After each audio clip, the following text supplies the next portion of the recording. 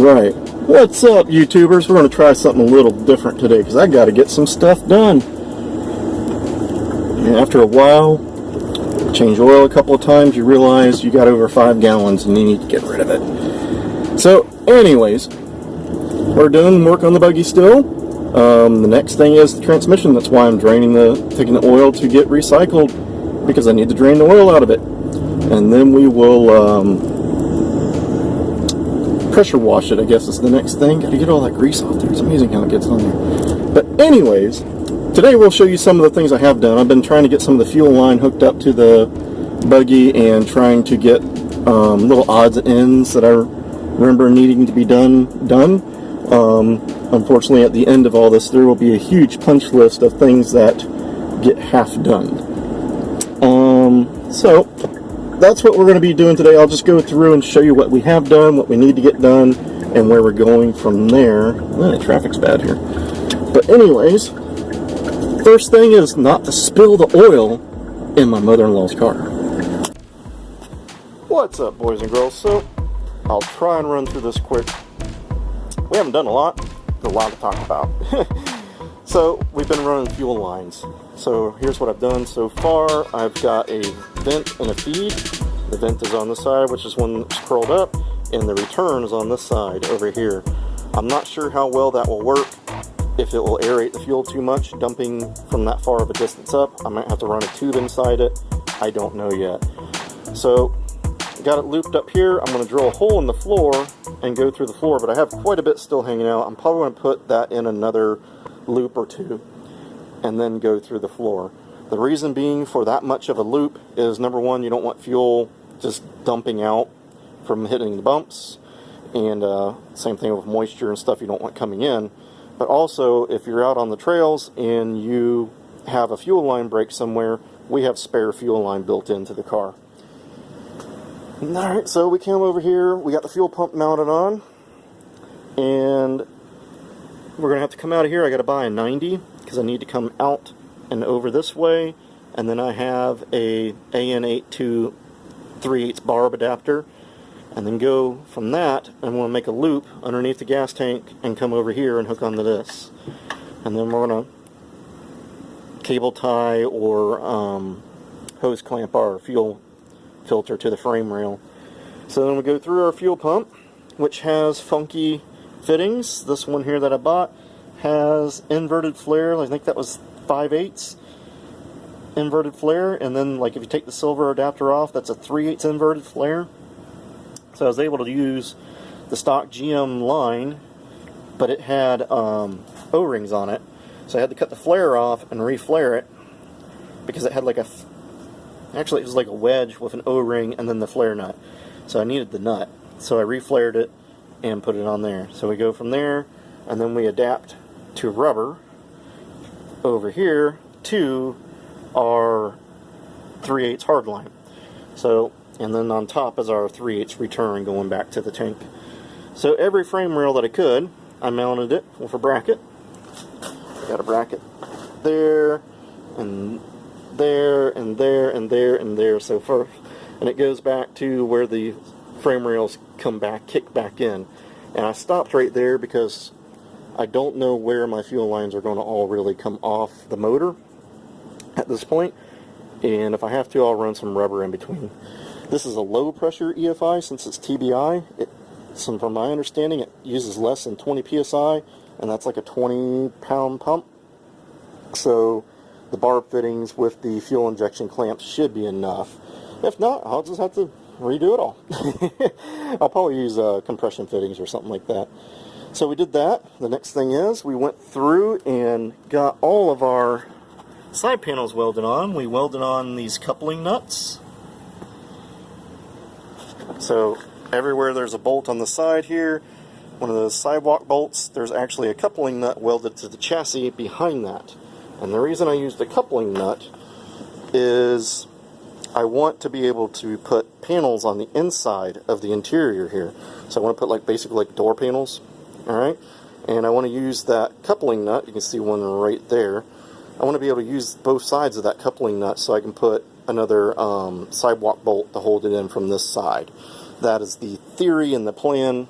We'll see.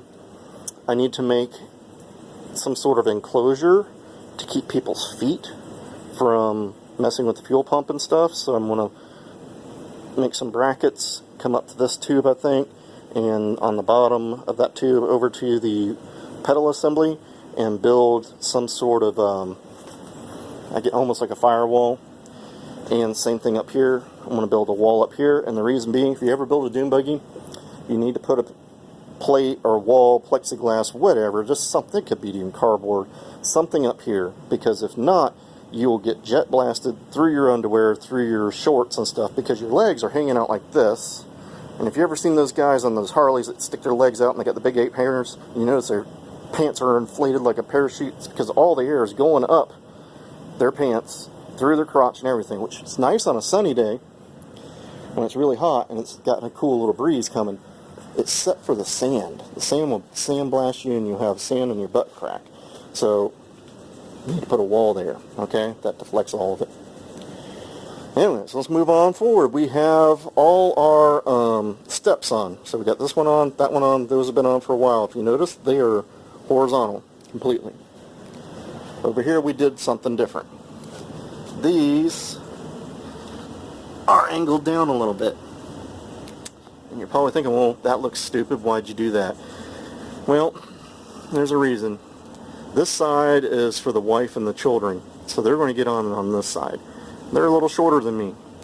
So they need a little extra help there on that department. So I put them on at a slight angle, as where this side I originally was thinking more like clearance for tree branches and stuff, and I put them straight. They're both the same on either side. You know, each side has is similar to itself, so I don't think people will really notice, but that's why I did it. Thinking about it more and seeing my kids trying to climb up on here, I realized I need to give them a little extra hand. So anyways, that is that. Let's come back here. Wheels and tires. We have to make a decision on that. I can either run a spacer to push this current wheel out and be able to mount my shocks. The problem I'm going to run into is I am limited to a 30-inch tall tire. And yes, I'm going to say this for the guys that are going to put in the comments, if they're still watching. I know I can put the swing axle torsion bars and the swing axle spring plates and gut it and all that. I know that. But these are this is a thing torsion housing. And interesting note on this, it has the shorter torsion bar for the year. Usually they stick out, they're like the 26 and some change. These are the 24s. The 26ers stick out about 6 inches here. These are only sticking out about 4 inches from the spring plate. So these are the shorter IRS torsion bars, which got me to thinking the hub of the stub axle, you know, where the wheel mounts onto the rotor, is about here. And I started thinking, I'm going to have to do some measuring, but I might be able to buy minimum offset rims where they only have 2 inch of back spacing, and I might be able to clear that nub. And if I can do that with a little bit of room to spare, I could run a much larger tire, which would help this motor and this gearing combination. Right now, that rim would only let me run a 30-inch tall tire. And plus I could also use wheel adapters after that with the minimum offset, I guess, but I'd rather not do wheel adapters at all. So I'm going to have to do some measurements. I'm thinking I can run a minimum offset rim, and I can run like a 33-inch tall tire, or 32, which would put the gearing much back more toward like a 4x4 version of an S10 would have stock, which would help the motor. Going on to the motor, the radiator is going to be my next big deal here. So I was originally going to put it in the back seat area here and put some ducting to it and stuff, and I'm still thinking about that. But then I started thinking also about just putting it in the rear and extending the cage out farther to be able to put a standardized radiator back there with a fan and all that. The only problem with that is space. It would push that out about a foot, which means I lose a foot of garage up here. So instead of this thing being there, it's going to be about here. So I'm not sure if I want to do that or not. You know, we got to be able to get this thing in the garage, and I can't push the thing in and out every time we do laundry. The advantage of putting the radiator in the very back would be I gain all this room in here to build like a expanded metal cage that we can throw all our stuff in. We can throw camping gear in there. We could throw coolers in there. You could throw a jack in there. You can throw tools. You can throw tow wrenches, all that stuff. And yes, I could put all that on the roof, but then you have to get up on the roof and drag that heavy floor jack out. It would be nice to be right there. So, I'm really thinking about that. But that's about it, boys and girls.